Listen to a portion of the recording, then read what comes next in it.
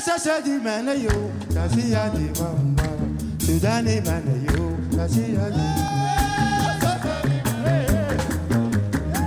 la journée internationale de l'Afrique aujourd'hui, hein, c'est ça?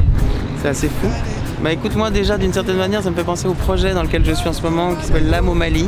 Je suis en résidence en ce moment avec plein de grands musiciens maliens, donc Toumani et Sidiki Diabaté, qui est une famille de griots, Fatoumata Diawara, qui est une chanteuse incroyable de la nouvelle génération, etc. Et donc c'est vrai que je me suis toujours posé la question parce que c'est vrai que je me sens assez proche de cette culture et d'une certaine manière c'est assez dur de savoir d'où se fait ce lien un peu inconscient, quoi. Et j'ai des réponses avec cette exposition incroyable. C'est le lien évidemment entre l'Orient et l'Occident, entre l'islam et le Mali. D'ailleurs, je vois, il y a des choses assez explicites. Géographiquement, on voit le lien entre le Caire qui va jusqu'au Mali. Enfin, c'est assez explicite, donc c'est vrai que ça me donne des raisons un peu historiques.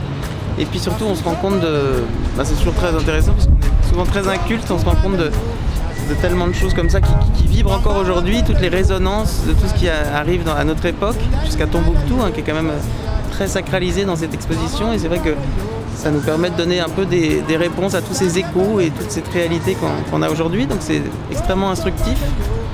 Et je vais revenir, j'espère, avec mes amis maliens, justement, je pense que c'est intéressant pour eux aussi de voir tout ça, à travers évidemment tous les objets, toutes ces symboliques aussi, le soufisme et toutes ces cultures un peu diverses. C'est vrai que voilà, il y a trop de choses à dire. Et d'ailleurs, j'ai eu la chance d'avoir une conférencière extraordinaire qui nous a vraiment transmis plein de choses, mais c'est très dense, quoi. Donc pour l'instant, j'ai pas encore digéré toutes les informations. Mais c'est une chance d'avoir ce lieu, l'Institut du monde arabe.